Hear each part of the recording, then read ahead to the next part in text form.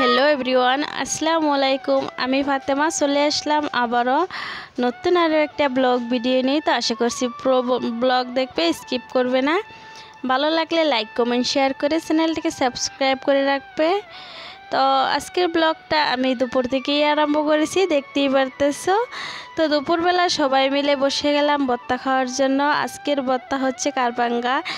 আর কয়দিন ধরে কি আর বলবো, এটা সেটা ভর্তা করে খাওয়া হচ্ছে, কেননা দুপুরবেলা অনেক রোদে অনেক রোদ দিতেছে তো কয়দিন ধরে। তো দুপুরবেলা একটু এটা সেটা ভর্তা করে খেলে খুবই ভালো লাগে। তো সবাই মিলে বসে গেলাম, জাল, ভাবি, ননদ, বাচ্চা কাচ্চা, নানি সবাই মিলে বসে গেলাম। তো সবাই মিলে ভর্তা করে খাচ্তেছি। আর কিন্তু আমার জানো তো একটা কথা মনে পড়ে গেছে, যখন আমার বিয়া হয়েছিল না, বিয়ার আগে আমরা কিন্তু আমাদের ঘরে কিন্তু ভাবিদের সাথে আমরা অনেক অনেক গল্প সল্প করেছি। আর আমাদের এরম গরম দিলে আমাদের বাগানে বসে বসে ভর্তা করে খাইতাম। তো সেগুলোই এখন মনে পড়ছে। তো আই মিস ইউ ভাবি তোমাদেরকে। তো এখানে দেখো আমি কিন্তু আমার হাজব্যান্ডকেও দিয়ে দিয়েছি ভর্তা। তো ও আর এই যে আমার দেবর ওরা খাচ্ছিল। আর এই যে দেখো আমি যখন ক্যামেরা করতেছিলাম আমি দেখতেছিল ছায়া ছায়া। তো ওরা চলে গেছে ভর্তা চতা খেয়ে। তারপরে বিকালবেলা আমি আর তোমাদের দাদাভাই একটু কাজে লেগে গেলাম। তো কাজটা হচ্ছে গিয়ে কলার গাছ লাগাবো আজকে। আমাদের বাগানে কিন্তু অলরেডি অনেক জাতীয়পত্র কলা গাছ আছে। তারপরেও দুইটা কলার চারা আজকে আনলো তোমাদের দাদাভাই। তো এই চারাগুলো আমাদের পাশের বাড়ির থেকে আনা হয়েছে। আর আগে যে সব চারাগুলো আছে আমাদের বাগানে আগের, সেগুলো কিন্তু নার্সারির। তো এগুলো কিন্তু পাশের ঘর থেকে আনছে। ওদের বাড়িতে খুব সুন্দর সুন্দর কলা হইতেছিল, তাই দেখে তোমাদের দাদাভাই দুইটা চারা আনলো, এনে লাগিয়ে দিল। আর আমাদের ঘরেও কিন্তু অলরেডি কলা গাছ আছে। কলার মধ্যে এইসবের মধ্যে কলাও হইতেছে। তো কলা আগেও খাইছি আর এখনও আছে কলা। তো গাছ টাছ লাগিয়ে তোমাদের দাদাভাই বলতেছে তার গরম লেগে গেছে, তাকে শরবত খাওয়াতে হবে। তো আমিও আর দেরি না করে চলে গেলাম লেম্বু গাছ তলে। তো লেম্বু এখন তুলে নিব, দেখতেছি কোন গাছের লেম্বুগুলো বেশি বালা, সেই গাছের লেম্বুগুলোই তুলবো।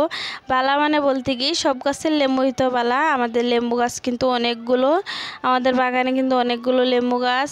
আর আমাদের পাড়াতে যদি কারো লেম্বু লাগে তাহলে কিন্তু সোজা আমাদের বাড়ি চলে আসে, জানে আমাদের বাড়িতে আসলে লেম্বু পাওয়া যায়। আর আমাদের বাড়ির মধ্যে অনেকগুলো গাছ, কিন্তু দুইটা মতো গাছ আছে যে সেগুলোতে প্রতি আর কি বলবো 12 মাস লেবু হয়, লেবু শেষই হয় না। তো সবাই কারো যদি লেবুর দরকার হয় তাহলে কিন্তু আমাদের ঘর থেকে এসে নিয়ে যায়। আর আমাদের ঘরে অনেক লেবু।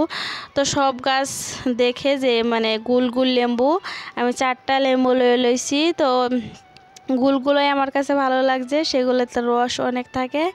তো আমি সেগুলো নিয়ে এখন শরবত বানিয়ে তোমাদের দাদাভাইকে দিলাম।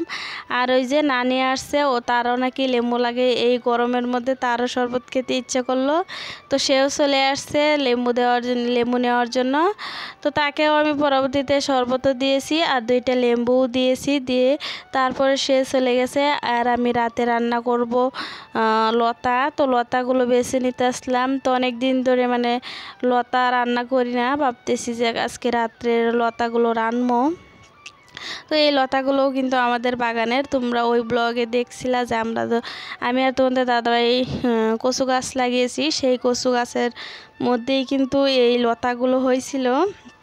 তো সেই লতাগুলোই আমরা যখন বাগানে কাজ করছিলাম তখন কিন্তু আমরা এই লতাগুলো উঠিয়ে আনছিলাম। তো সেই লতাগুলো বেছে তারপরে সন্ধ্যাবেলা চলে আসলাম, সন্ধ্যাবেলা একটু নাস্তা করে নেওয়ার জন্য। তো নাস্তা আজকে ঘরে নাস্তা খাওয়ার মতো কোনো কিছুই ছিল না, তার জন্য কিন্তু চাটা আমি বানিয়ে নিয়েছি। বানিয়ে তারপরে হচ্ছে গিয়ে যে লতা দিয়ে কাঁঠালের গুঁটা দিয়ে রান্নবো। তো কাঁঠালের গুঁটাগুলো কুকারের মধ্যে বসিয়ে দিলাম সিদ্ধ হওয়ার জন্য।